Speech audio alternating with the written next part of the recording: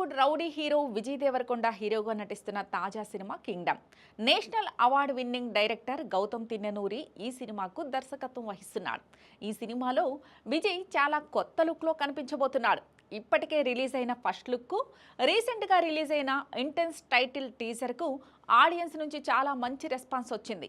భాగ్యశ్రీ బోర్సే హీరోయిన్గా నటిస్తున్న ఈ సినిమాను మే నెలాఖరున ప్రేక్షకుల ముందుకు తీసుకురావడానికి మేకర్స్ ప్లాన్ చేస్తున్నారు. సితారా ఎంటర్టైన్మెంట్స్ బ్యానర్లో నాగవంశీ నిర్మిస్తున్న ఈ సినిమాకు అనిరుద్ సంగీతం అందిస్తున్నాడు.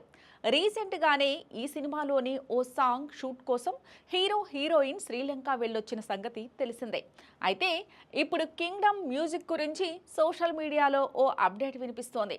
కింగ్డమ్లో మొత్తం 3 పాటలున్నాయని అంటున్నారు. అనిరుద్ ఈ సినిమా కోసం కేవలం 3 పాటలు మాత్రమే కంపోజ్ చేశాడని, ఆ 3 పాటలు నెక్స్ట్ లెవెల్లో ఉన్నాయన్నారు.